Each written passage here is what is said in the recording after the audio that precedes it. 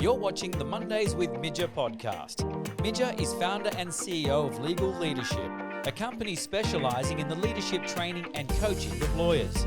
Get set to jumpstart your week with a shot of mojo as Midja and her guests talk all things life, love and leadership.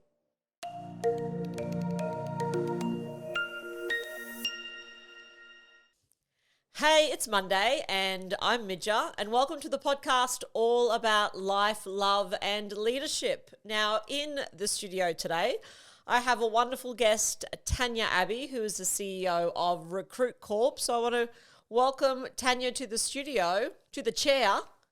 Thank you, Midja. I'm so happy to be here. Very nice to have you in the studio. Now, Tanya, of course, before guests come in the studio, I Google them. I know you though. You know, I've been to lots of events where you've spoken at and we've got a number of connections we know. But tell me something about yourself that I couldn't find out via Google. Oh, gosh. Something that's not out there. It's got to be filtered, right? Well, doesn't worry me what gets said on the podcast. Probably you couldn't find it, but my mum is Filipino-Cuban. My dad's English. Really? Yes, no one ever guesses it, but I always make them. Ah, yes, I didn't know that about you. Yeah, that's probably the only thing that you couldn't find. Everything else Everything is out else there. Is there. I know. There was quite a lot. You're similar to myself. And it's like when I go on dates and people have already Googled Midja because they don't even need to know my surname. So they just have to know Midja. And suddenly they're like, I watched your videos and your YouTube. And I'm like, it's too much. Look, you know, I think my friend's calling me. I need to go home. This date was lovely. Sorry. I'm gone. Oh, my goodness. So, Tanya, tell me a little bit about, firstly, I guess, what you do now. So, Recruitcorp, what you do now, the setup of that, how you serve your clients. Yeah. So, everyone would know recruitment. You know, we all need staff.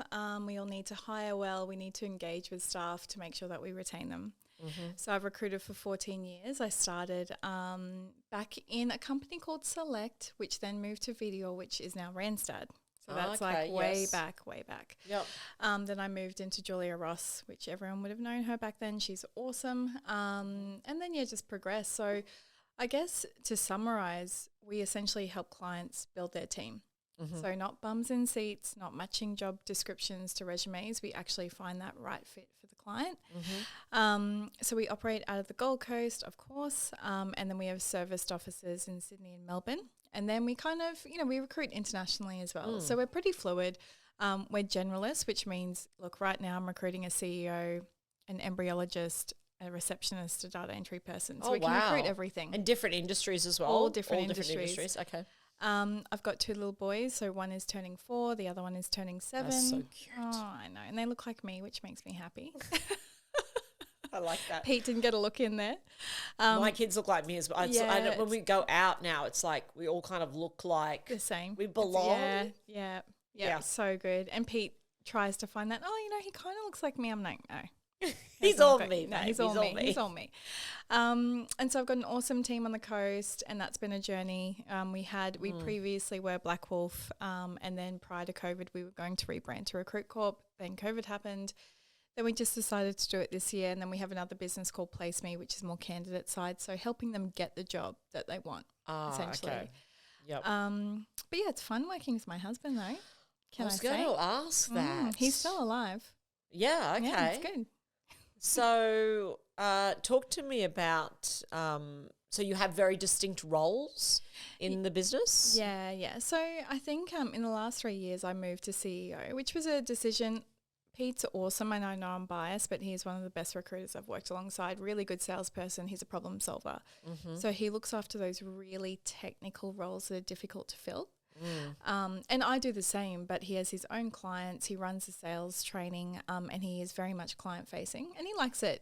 He chills in his corner. He does really well. He's happy, and he's so good at what he does. Right? And then my role, obviously, CEO. So I work with my business manager, Kel, and then we work with the team. But I still have clients because I think it's important. If I'm training my team on how to recruit, I don't want to be in an ivory tower telling them what to do. I need to know what is actually happening out in the market. But also, I love recruitment. Do It's you? sick. I love it. 14 years.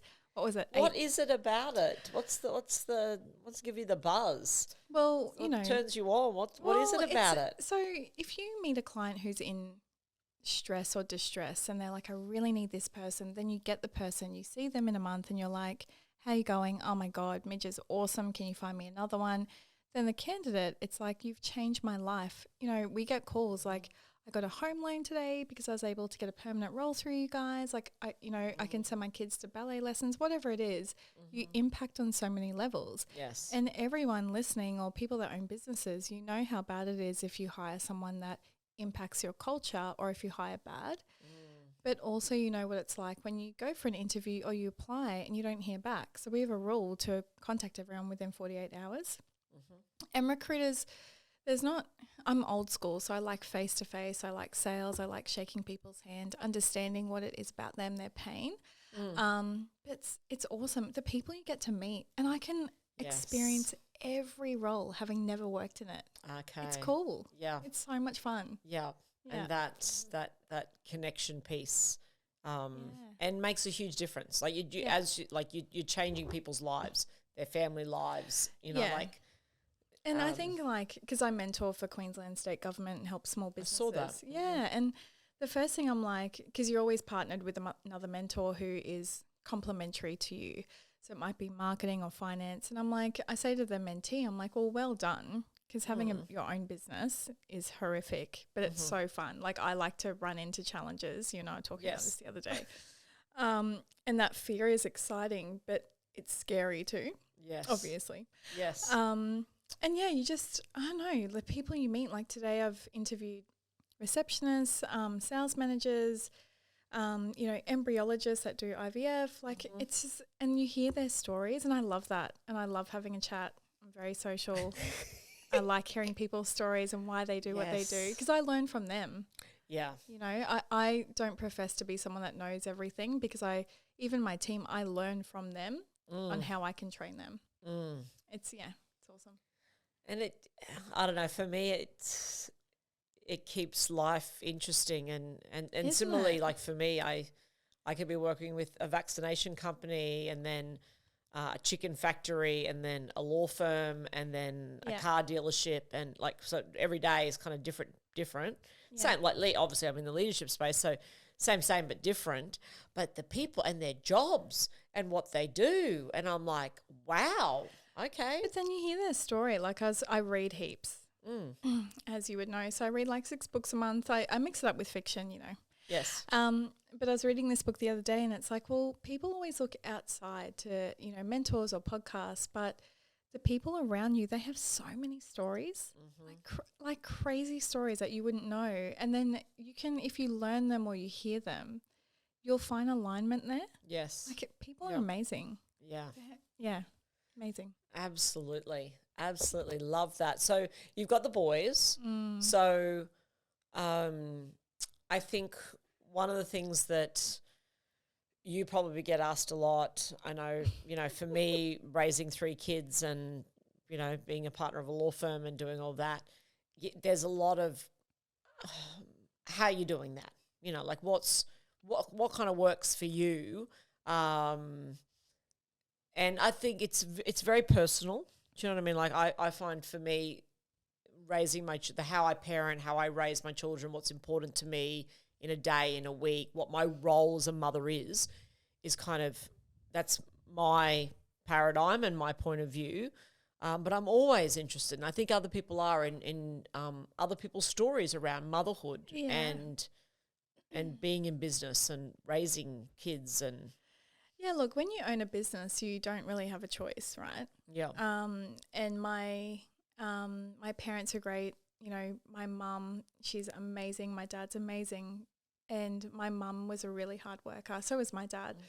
And I think and I'll elaborate more, but you kind of just do it. I think as a mum, you're just you would know, you're on kind of autopilot all the time. When the child's sick, you know, if you don't have a partner there or they're away or single mum, you have no choice. Yeah. And that times of adversity build resilience, right? So you just get on with doing it. But I think structurally, So in the morning I wake up really early. I'll try and read. I'll try and meditate. Always give the boys a hug, wake them up in the morning. It's my favourite. Those little bodies are so cute. Coffee is a must. And you just plan your day out. But then I'm not rigid in my structure. So I'm the type of person where I can flow. You know, I create my own flow. Heaps of people like distract me. I don't see it as distractions. But I think it's just finding that time. So Pete and I, when we get home, no work talk, phones on the bench, like, you know, have that time with the boys. But you have to get help, right?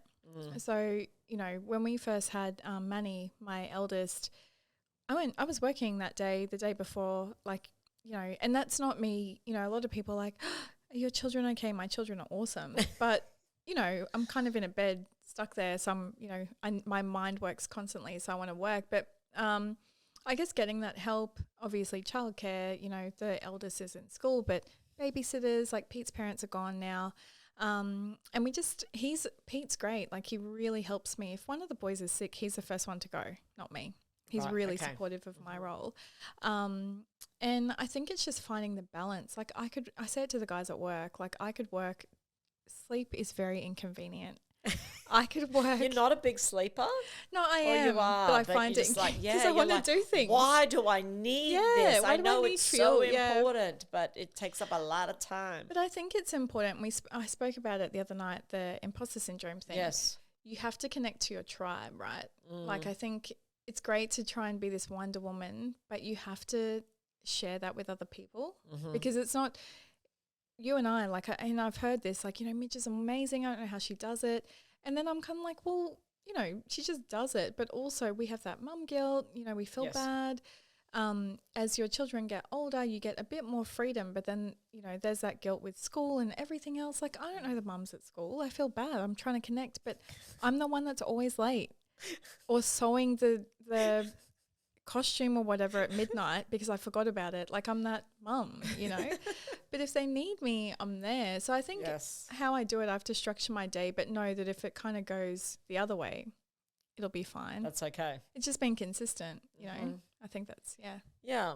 And I think it's a lot for me around the identity piece. You know, I talk about, like, who you are as a leader, who you are as a business owner, but also, like, I know who I am as a mum. Like, I know what magic is and what my strengths are and what is absolute not a strength and not what I do as a mum. Yeah. And I think my kids were when they were small, I think it was my eldest son, Tom, and something was going on and he was having a go at me about being embarrassing or being this or mum, why does my lunch look like this and why are we always this and why are you always, like, throwing us out of cars to go somewhere or whatever. Yeah. And I just sat down with him and we had a chat and I said, look, this is who I am. Like, this is me. And, you know, I know there's other mums that are like that, but this is, and he's like, he goes, I love what you bring. And I go, yeah, but, you know, I bring that stuff, but it also means because of that stuff, there's this kind of stuff over here that maybe is not so great. But it's the dark side. It's the shadow side of the cool stuff that I bring. And you got to be like, you got to accept all of that. And to try and teach a child, because we have, as mums or parents, we have this responsibility to look after these little humans, right? It's a lot. But selling perfectionism is not, it's not the right way. Yeah. You know, like, but they're young, and a lot of our friends, when we had kids, they didn't have kids. So they're all our friends. They've been around adults their whole life. So, you know, when you meet them, they're like, hi, you know, Auntie Midja. That's how they would be, and they can order their own food, even the littlest one. But then I kind of say, you know, mummy's going away for work, so they understand for so many reasons, right? You know, they'll always know that their mum worked and it's a very equal household and stuff. Yes. But I get them to hold me accountable. So if you see us on the phone, tell us to put it down. You know, I want to be present for you. But then they know, you know, I might run late and, you know, you apologise and everything else. Like, it's a very adult. Pete and I forget that they're children sometimes because we have that adult interaction.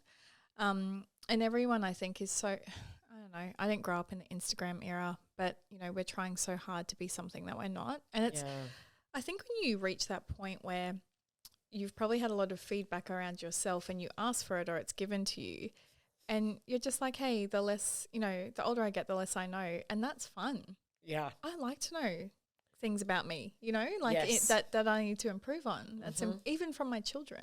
They've been my biggest teachers. Oh, absolutely. Oh, yeah. A lot of feedback. I'm done with the feedback, really. I mean, yes, I'm joking a little bit, but boy, the feedback I've received during my career, I'm like, Yeah, it's been same. a lot. And I think for me, and even now still, if I'm running like big programs and stuff, like I'll get written feedback and scores out of 5 and stuff like that. Every week, that's a lot to take when people are scoring you out of 5 every week. I'm like, oh, okay, there's your aggregate score. This is how you went this week. And it's important too. Like, we have to be mindful of who they were that day, like what mindset they were in. And I said this to someone years ago. I was like, because she really struggled with negative feedback. And I was like, you might be walking down the street wearing a shirt that, it reminded the person that was walking towards you of their ex-boyfriend, whatever. You can't, change people's opinions. You just have to be true. Yes. As much, and I know, and this is the way that I guess people like yourself and I talk when we resonate with that stuff. But you have to be true, provided your true self is not like, an axe murderer, because that's not, it's not hurting people and that. Yeah. And I think we know the feedback. Like, I know when I get feedback and I go, oh, that's valid. Like, okay, that's something I want to work on. You know what I mean? And then there's other feedback that I get and I go, thanks so much for that feedback, but I'm not going to do anything about it. Yeah, and you and I are very energetic as people. And I love when people have that vibe with me. And I can, I'm a salesperson, so I can maneuver at every level, but I like when people, really, align with me, because I get excited. But then you might have someone that sits, in a role that they're not really people focused, or they're not around people a lot, and it might be a lot, and that's okay, know. And that might just be, hey, be more mindful if someone's a bit quieter, like how to, engage with them. But yeah. And so, that leading a team, and obviously, as you said, you've got different people, you've got different personalities, you've got different strengths, so talk to me about, for you, what's important in your leadership, particularly like leading a team, and what's important for you? Oh, it's hard. It's hard. What type of leader are you, or what's that legacy piece for you? I would hope, not even as a leader, just as a person, that in every interaction I learnt something from that person, and I left that interaction having imparted some sort of my knowledge on them. Whether it's positive or negative, or they agree or don't, I don't know, I would hope that there was something that I was able to give them. So if candidates apply to us and we can't help them, we have to tell them, and give them something like, hey, do this with your resume, whatever. Leading is hard. It's been a journey. And, I think I really looked at myself to go, am I too soft? Or, excuse me, or did I not see things because I was kind of clouded, rose-colored glasses? And I think leadership is about listening to them, but also having your own benchmark of what you expect. But then don't be the leader that sits in the ivory glass tower telling people what to do. Yep. I can't, as I think I said to you before, I can't train people on recruitment if I'm not doing it. Yes. Can't say why haven't you filled that role when I don't know what the market's doing.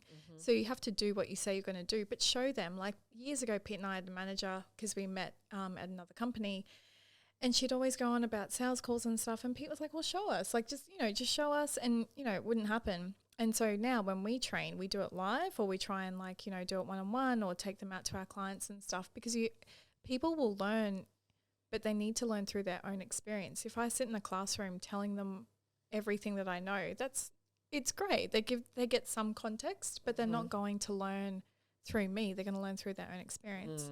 So the type of leader, you always learn your lessons from the worst leaders, which is terrible, right? You want to learn from the good ones. But I would hope that I would be supportive and consistent. And if I wasn't consistent, I would explain why I wasn't consistent at that point. So I think a lot about I guess, how I deliver information, because it's, sorry, if you have someone that maybe and you have to get to know your guys, right? So if you have to have a difficult conversation, it's like, hey, I don't know how this is going to come out. I don't want it to come out negatively, but this is how I feel, or this is what I've seen. Let me know if I'm wrong. I'm really open to it. And it's, people can't do that. They get afraid to do that. Yeah. But you know how you get bad feedback and you're like, look, I'm almost over it. Even me, you know, I'm the same. But then I'm like, well, I need to reframe and go, well, what's the opportunity here? Is it valid? You know, like you said, can it be used, or can it kind of be put into the, well, I can't fix that pile because or I don't want to. Yeah, or you don't want to. Yeah. But teams I love when, you know, people in my team have learned something or they get success. And I'm one of those, I was just with a client earlier, and she's like, you're so positive. And I'm like, I'm annoyingly optimistic. Because I'm like, oh, like, you know, we were talking about something and I'm like, oh, that's okay because then he can do this. And she's like, I love that. But, you know, with your kids, if you put them in a room and you were like, and they were trying to learn something and they're in this dark room and you're like, well, you can't do that, or, you know, I don't think you're going to do that. It doesn't help them. And I'm not lying either. I'm like, hey, you might get challenges, but this is what you can do moving forward to help you. And I'm here. Yes. Yeah. So I would hope supportive. That's probably the answer. Yeah, okay. Yeah. And supportive in that, as you said, like present, involved, there with them, and giving feedback that's going to matter and that's going to improve their performance. But receiving feedback too, like you and I, we've worked in our roles, or, you know, we have our purpose, right? We know what we want to do. And I am so, I think, brainwashed by recruitment, 14 years, that I don't know. I don't have that fresh perspective. So the people that I learn from are my newbies. Because I'm like, how would you have done it differently? Because I don't know. Yeah. I'm so used to Tan's way. You've got your pathways that are so set that that's just how you do things. And now. I love that. I love hearing their perspective because it changes mine. Yeah. So I would hope a leader that learns from them too. Yeah, absolutely. Yeah. And a lot of leaders I speak to, you know, I often ask them around, okay, what sort of feedback are you getting? Who are you getting it from? What are you doing with it? And, you know, a leader that just says to me, oh, no, I don't get, you know, no, I don't get much feedback, or I get like a thumbs up or everything's good. And I'm like, yeah, how open is the door? Yeah, how much trust have you built? Because, and that's why I have to joke, because people feel they can be really honest with me and with feedback, and sometimes I'm like, oh, that's too much. You know, like I love it, but you know, it's always like people are like, Midja can take it. Let's really tell her what we thought of that. It's like, funny, you know. Oh my goodness! You think of it's always interesting when you get feedback on yourself from trusted people, so I call them my tribe. Yes. And I find I'm like, because the way that I perceive myself, I don't even think about how I perceive myself because I'm busy and I don't know, I just don't think about it. And I had a really good friend, and he's awesome. He's like a mentor. And he just made like a comment. He was like, yeah, you know, Tan, like it would be difficult sometimes to, you know, recruit, like get interviewed by you because you're really confident. And I was like, what? I was like, am I? And he's like, you are so confident. And I'm like, am I? I don't. And when you get that, you're like, really? And I sat on that. I pondered that for hours, and I was like, that is so bizarre because I don't think about myself. Yeah.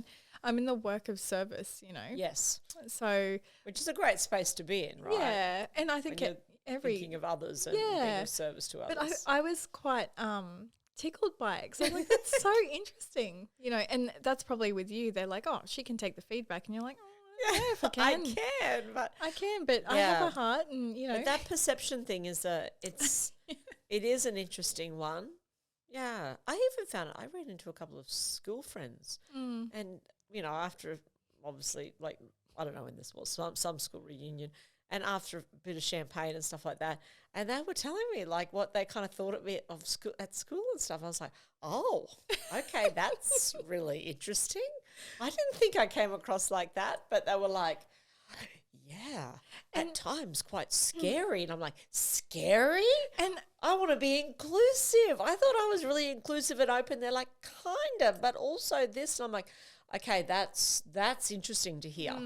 That's that perception piece. And it's funny because, you know, we talk about mentors and stuff, and I'm so fortunate, the Future Females thing, like, and being able to meet strong women like yourself, because, you know, and I was talking about this with a client before, but not all women they either pull people up or pull them down. Yes. Right? Yep. And there's a lot of things behind that, and I understand that. And a lot of the mentors that I've had are male, right? So I'm pretty much A to B now, you know, like that's where I need to go. This is the information I'm going to give you.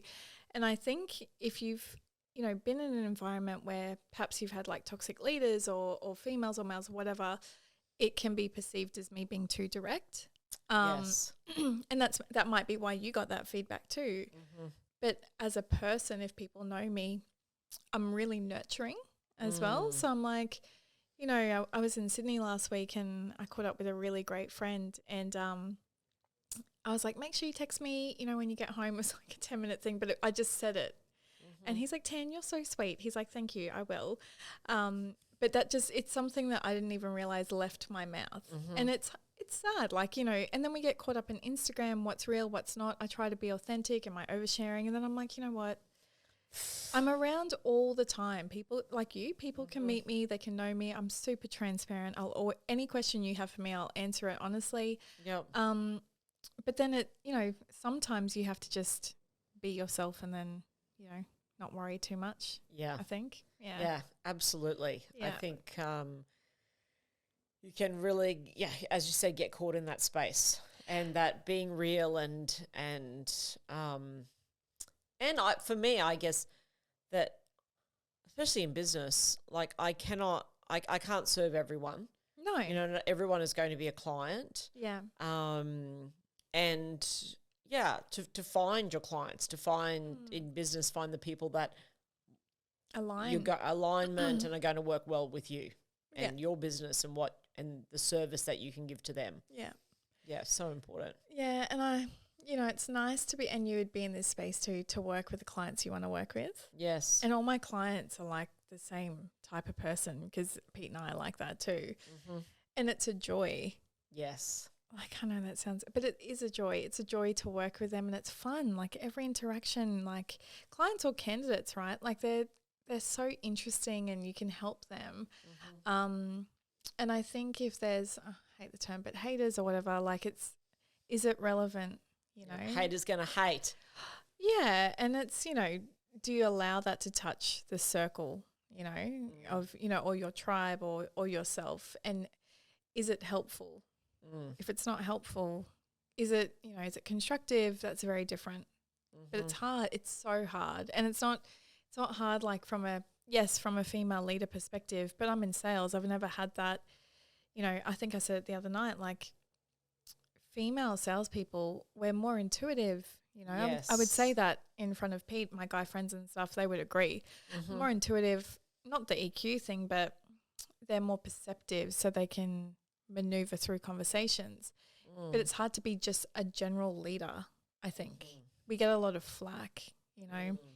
Why aren't they supporting us? Why aren't they hearing us? Like, and, you know, I said this to one of my business manager a few months ago, and I was like, who kind of checks in on the leaders? Genuinely. Yes. The ones that are good, you know, the ones that are Yes. trying. Like, you know, you look at the last 2 years of COVID, all the businesses that closed down, people put their houses, you know, they put them up for mortgage, like to just pay the bills, and people were sitting at home, like starting side hustles and all that kind of stuff.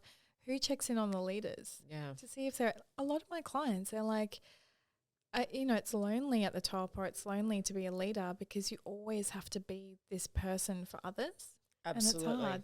Absolutely.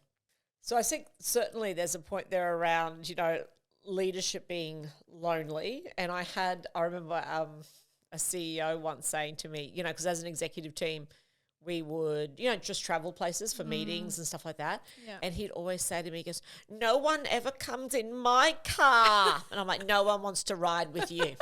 No one wants to ride with the boss. We're all peers. We're all all friends, riding yeah. together. No one's in, and he used to travel like we'd all be squished in, like 5 of us in the cool cars, the cool kids' cars, and he'd be driving places by himself. Yeah. Lonely. Yeah, I had a client years ago kind of say, when I was moving into the CEO role, and she was like, Tan, you'll have people around you and stuff, but she's like, it is lonely up the top. And, I interviewed a lady the other day and she was like, I chose not to step up purely because I knew how lonely it was. Yes. And that was disappointing. And I've heard it from guys too, because you're instantly put in a position that you're trying to help and you're doing so many different things. But we have an open office, right? I sit in the corner, it's all open, and my team's awesome and they can talk to me and stuff.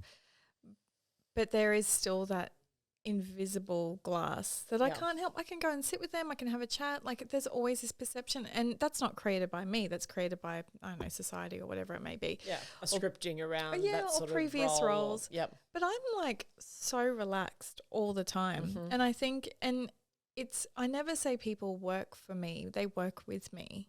It's a team.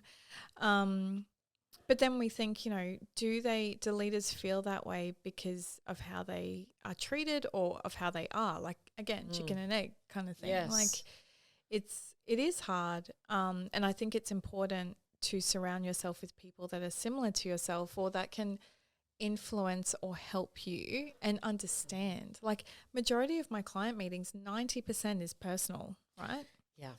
10% is business. Like, yeah, I know we're going to do business. That's fine. I'll help you find everyone that you need. But how are you feeling? Because I talk to them like, how are you feeling? It's like my friends call it a Tan check-in, but how are you feeling? Because I feel the same. Yes. And that's the only way you can connect with people that are in similar roles to you. But it is lonely.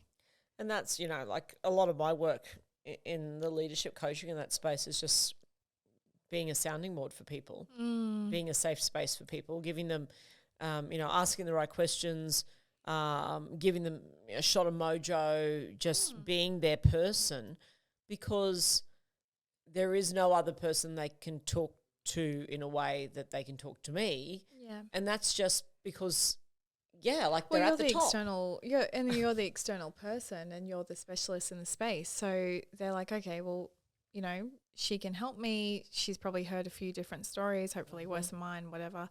Normalize things. Yeah, normalize it. Yeah, do all of that. And, it's disappointing to see, like, there's a lot of things on LinkedIn or in the media around employers not supporting. We are trying to be supportive, and a lot of my clients are trying to be supportive, but you have to turn up every day like we do. Like, I'm there. I don't expect guys to work at, from 7 a.m. till 8 p.m. or whatever like I do. I openly say that I'm not the standard or the benchmark at all. That's just how TAM works, and I love it. And if I could not sleep, I would work and spend time with my family. But yeah, they do. I don't know. There's just this big disconnect, which is sad, and I don't think the media helps with that stuff. There are really good clients out there. You would know the leaders that pay for a service to try and help them get better. Doesn't that say something? Absolutely. But if we're kind of saying, hey, you didn't do your role, like even me, I'm being measured in how I say that. Like, didn't do your role, you didn't say what you were going to do. We need to have a chat about that. And then we're the bad person, And so what do you think people are looking for in their leaders? What do you think people are looking for now in the next role, or what's important for people? It might be obviously different for different individuals, but what sort of trends are you seeing around, this is the leader I want to work with, this is the type of organisation, the type of leader that I want? I think everyone looks for progression, but that's not necessarily salary driven. It means like, hey, well, we'll take it right back.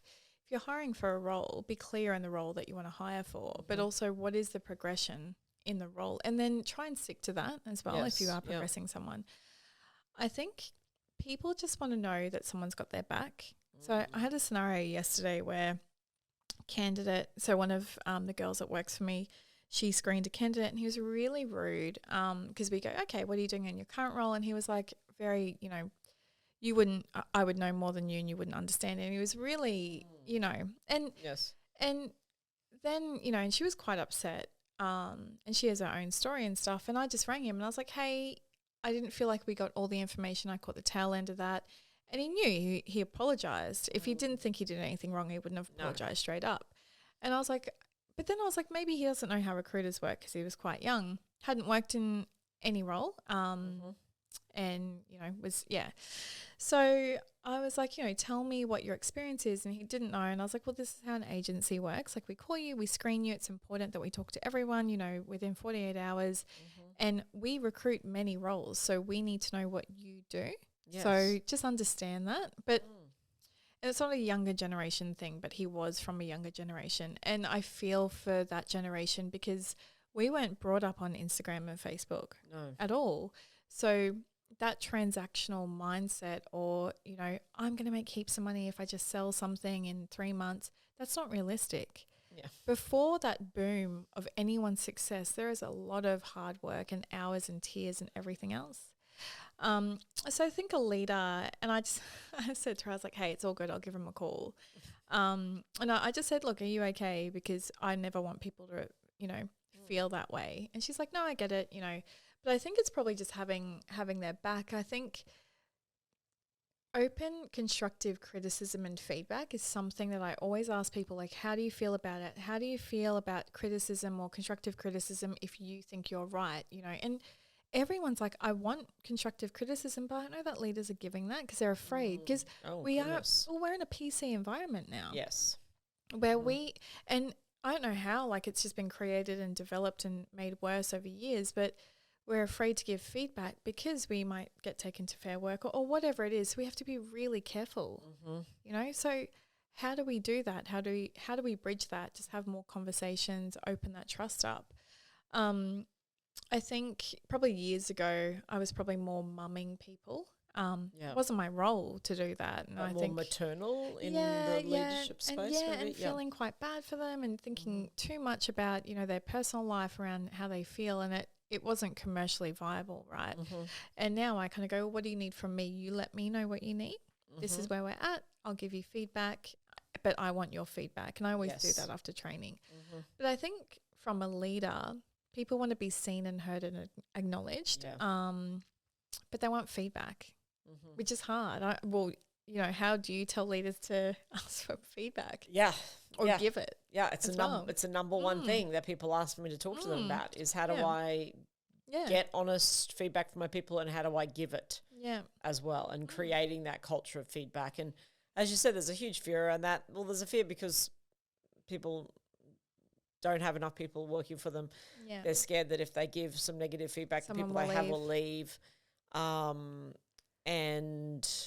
or it's taken the wrong way, or, you know, they're concerned about people's well-being, people's mental health, all of that. I don't want to say too much. It might, you know, tip them over the edge, and then they're off on stress leave, and then this happens, and then that. And it's treacherous seas, you know. Leaders like, oh, I don't know about this. So I think it's a huge skill that, you know, as a leader, being able to have those kind of, you know, conversations, the feedback piece, the building trust, the realness, the honesty around that, and that's not a quick thing. I think that people can develop with, you know, it takes time to build. And I think what we do is when someone first starts, first day, come in, do the paperwork, all that kind of stuff, and then I usually say, this is how I deliver information, and, you know, the way that I deliver information may be direct, and it just means that I'm trying to give you as much information in a short period of time that I have, or whatever it may be. I don't hold grudges. I'm not annoyed. Like, you know, if we have a conversation and it's, you know, a little bit treacherous, it ends there and we've come to a solution. I don't carry it on, so please don't. But if you feel like there's anything left over, just talk to me.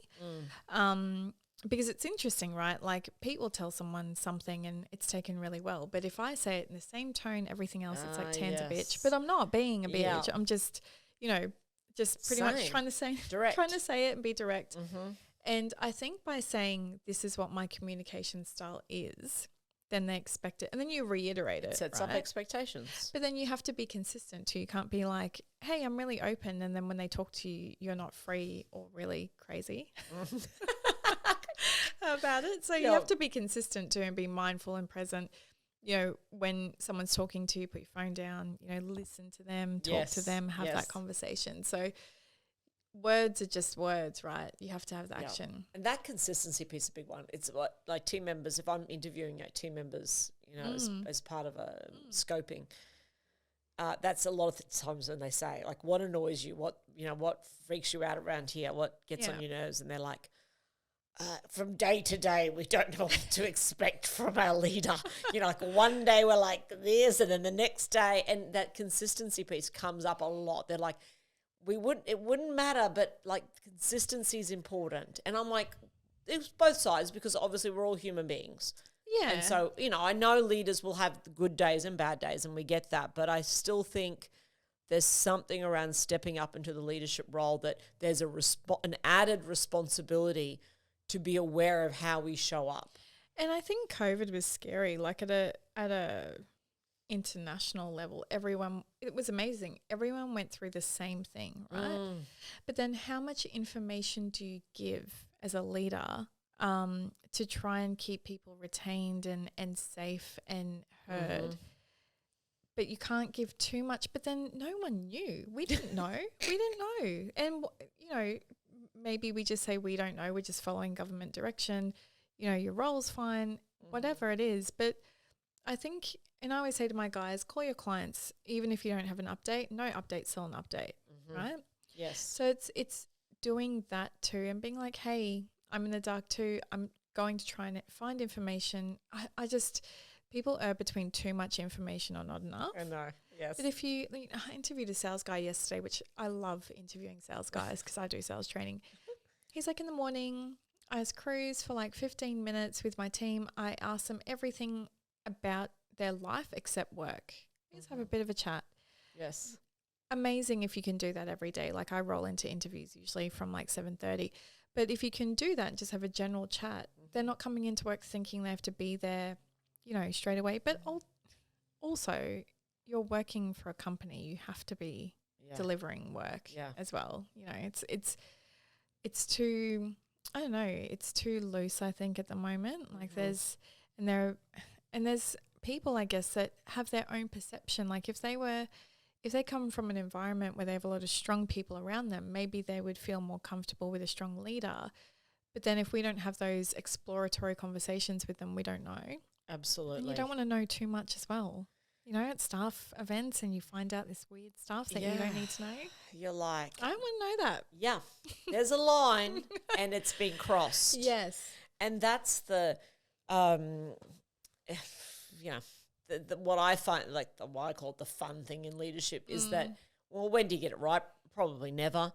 And, you just continually dialing up, dialing down, bit of this, bit of that. Yeah. What works with this person, then what's working with that person, situation changes.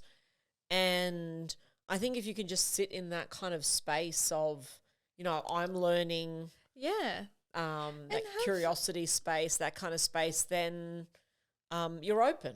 And don't try and, like for me, maybe years ago I was like, my way is the only way. But I'm like, actually it's not. Because it opens you to learning. But I keep my calendar, like everyone can see my calendar. So I'm like, guys, I was talking about weekly planning yesterday, and I was like, this is how I structure mine. I'm not saying that you should do it like that, but try some sort of style. You can see mine. But then, dropping spaces in there. If they want to talk to me, they can. Yes. And I'm really mindful because we have a business manager. I don't want to step on her toes either. I'm here to help with recruitment and client converting sales and stuff. But I think it's just being really transparent as much as you can be. Love that. But not, take them out for drinks and stuff, but don't, go too. Know when to go home. Yeah, know when to go home. Conference. Yeah. You can't be the last person at the conference kind of, skinny dipping in a swimming pool at that point. Not saying anything about past legal conferences with me, but you don't want to be that person when you're the leader. Oh my goodness. And, bless leaders and business owners because they are alone and they want to feel connected. I know. But you're like, don't do it. Don't do it. Just find your other tribe. That's it. And find do the that. tribe. I said that to someone today. I was like, yeah, now you have to kind of like go to a restaurant, branch drink out there, a bit and- make sure yeah. no one sees you, because anyone can pop up, be like, oh, hey, Midja, hey, Tam, what are you I doing? know. What do you I've been on dates before, like at Edgewater. I'm my about to go to Edgewater for a business meeting, but I took a date because we're going to get on to love in a minute. I took a date to Edgewater. It must have been like a Thursday afternoon. Well, The Derek waits- Cronin comes past. The and wait- then the wait staff are someone there. else. The Hey, wait staff. And Midja. they're all like, they come to the table. So they're like, hi. Oh and I'm my like, God. hi. This Yeah, is. Midja, you're here again. And then the date's like, what do you mean she's here again? How I many know. dates have you had? And I don't know who I was telling, Carolee. I was telling someone and one of my mates, and they're like, why did you take him to Edgewater on an Yeah. afternoon? You'd Like, take are him- you stupid? A Mary's Fish Bar. That's where you take him. It's out of the way. You can park there. No one will see you if they walk past. I know. And he just must have thought, who's this chick that everyone's coming up to? And oh my God, it was hilarious. On love. Yes, on love. Tell me your love story first. You and Pete, the love story. Yeah. Tell me that. So Pete and I were actually, this is second marriage for us. And we're sick because we're like, first one's a practice one. That's terrible to say. But people who've been married twice get it and they laugh. So I'll have to try that one if I get married again. So we were working together in a company. I'd already separated and he was separating as well. And we were just mates, right? And that usual, I love E-Myth, that usual, Oh, yes, I've read it. Yes. yeah, read it every year. Technician, hey, I can do this better. I'm going to go do it.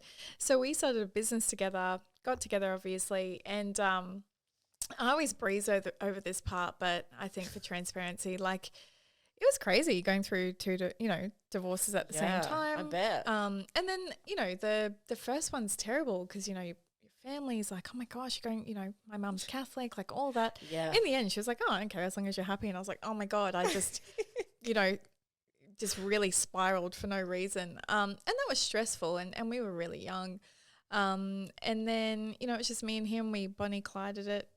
Us against the world kind of thing. Yeah. We're creating something. Yeah, no one knew us. They knew us, they didn't know the brand.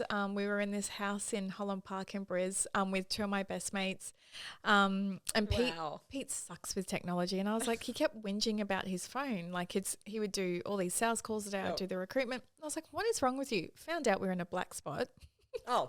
And I literally was telling him. There in Holland Park. And then, there's terrible times like his mum passed and gosh, you talk about love of your life. She was amazing, like just the most amazing person. And that was really difficult, especially, I remember she passed and then the next day he was like straight back on the phone and I think people go, oh my gosh, that's terrible. But when you go through something like that, and then, and I don't know, when you have someone that always has your back, that's so important. And then, obviously we had Manny, and he's such a blessing. I have endo and cysts and stuff, so I shouldn't have been able to have a miracle baby. And then obviously had him, and then we had the business and, working in Edgewater, actually, Isla Capri, for people that don't know it. Our phones thought that was our office because we would go there I hate working at home. Yes. And he would be on the phone. We'd plug in just outside of Edgewater, those little things. Yes. And we'd plug in to charge our phones and stuff. And then when Manny needed to go to sleep, I would walk around that space to try and put him to sleep while Pete was on the phone. Then he would swap when I had interviews. That's why people at Edgewater know us, because we'd go there for lunch, have a wine, be like, oh my God.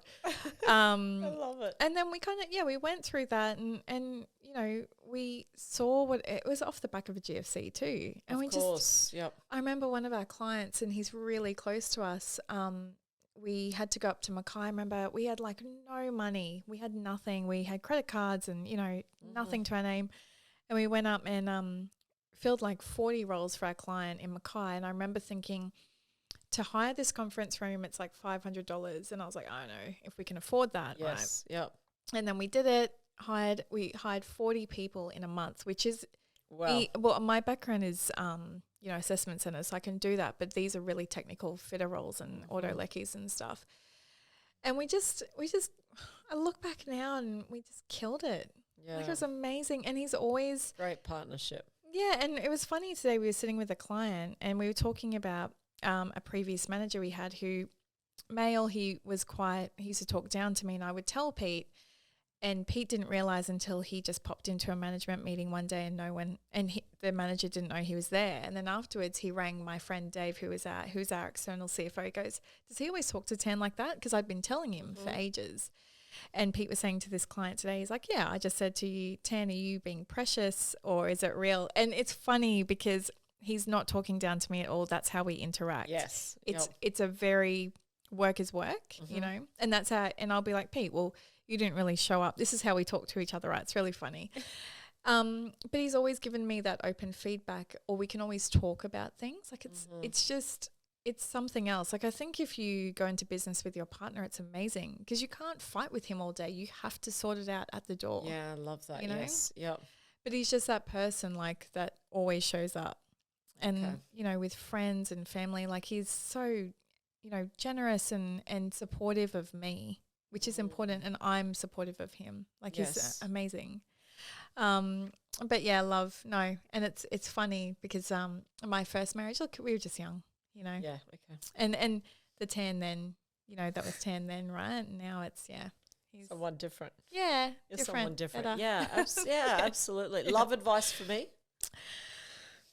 Babe, just be single and just enjoy it. Oh, I know. Some of my friends say, you do single so well. So what? Just keep doing it. Or just know what you accept and what you don't want. And so, you know, people have this wish list of what they want. Just choose what you don't want. Yes. But also it's not a business transaction, but it is like look, this is what I expect. Like we're all adults now. We're not 20 or 18, you know, stars in our eyes.